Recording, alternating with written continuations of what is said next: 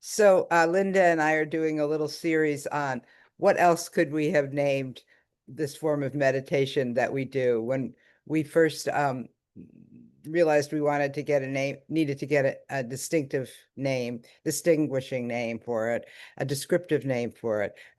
We thought of different names, and not necessarily the one I'm going to talk about today. We actually never seriously entertained this.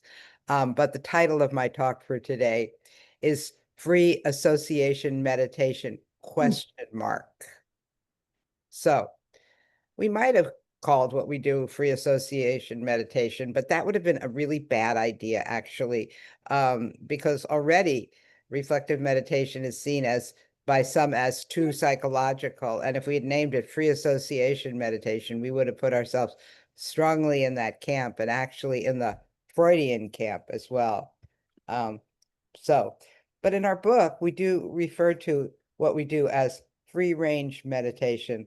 And maybe that addresses, that title really speaks to some of the similarities between reflective meditation and free association. So I just want to do a little disclaimer here. I'm not a Freudian therapist, never was, and I was never a patient of a Freudian therapist. So what I'm going to talk about free association comes from study, not from direct experience. And also, um, I'm going to talk in conceptual terms and in summarizing things. And please just know that anything that I, seem to be nailing down, even though it might be certain, there's all kinds of exceptions and maybe also misunderstandings since I don't know it from direct experience. Recently, though, there was an interesting interview on the Ezra Klein show where he interviewed Mark Epstein, who's a well-known author and Buddhist psychiatrist, but specifically quite Freudian in his approach. And some of what Mark Epstein said surprised me. Um, so here's just a couple of few sentences that I took from the transcript. Freud, in a way, was a meditator. He was snorting cocaine and using that heightened awareness to observe his own dreams, his own mind. His whole method of free association and evenly suspended attention, the purpose of which was to get to the rational mind, the thinking mind, the judging mind out of the way so you could go deeper into your own personal experience. And that led him, Freud that is, into the discovery of what he called the unconscious. That does sound a lot like what we're doing, getting going deeper, specifically going deeper into our own personal experience.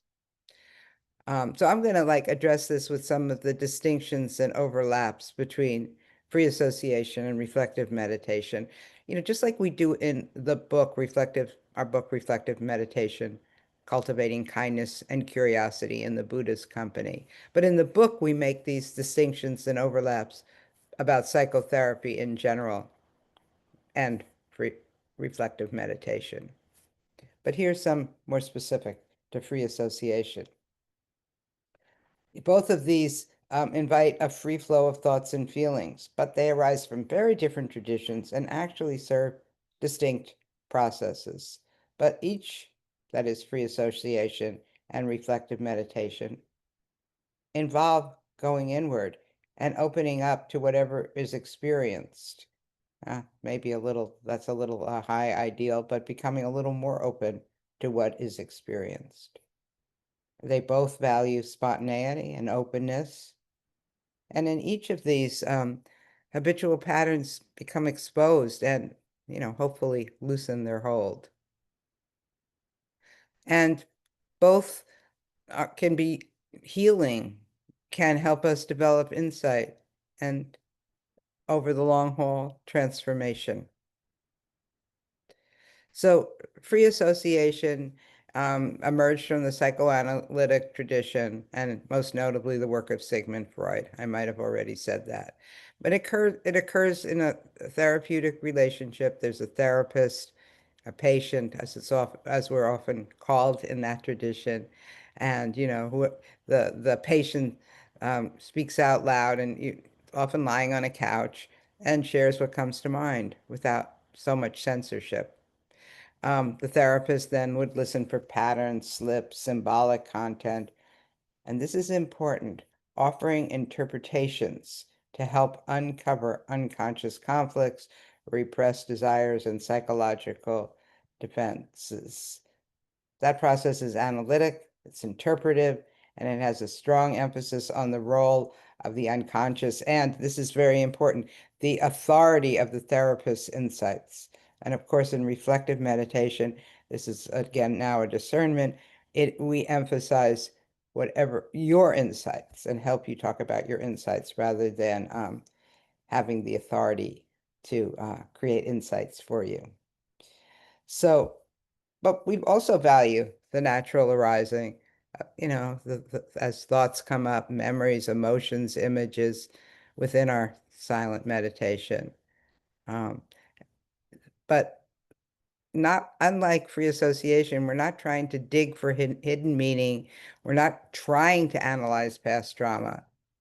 Though some of that might happen. We may uncover some hidden meaning. We may start to understand more about past trauma. But this thing about interpretation is really important. That is something that we're so conditioned to do it, that people do it, especially people newer to reflective meditation. But we don't do this when we have conversations with you about your meditative experience. And we don't discourage you from interpreting your experiences per se, but we do encourage you to hold whatever your interpretations are lightly, and hopefully becoming more aware of how the interpretations are conditioned, as is everything, and how these interpretations shift and change, and hopefully mature and develop.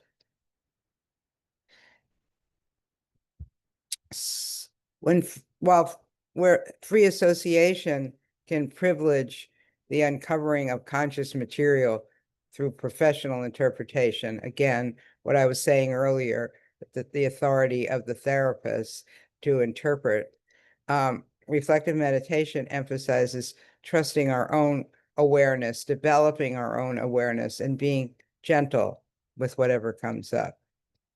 And we shouldn't forget ethics. Ethics is so important in what we're doing together, developing our ethics, exploring, developing, knowing our ethics, and bringing them into play in our life.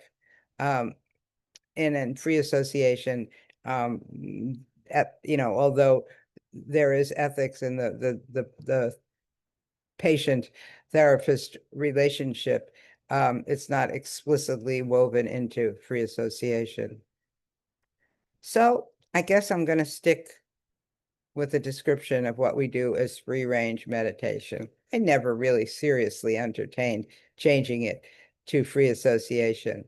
But I also, as I've written this Dharma talk, have come to honor that when our body mind is free, we make associations, and some of those are meaningful, and some of those are healing. So I'm ending the talk there.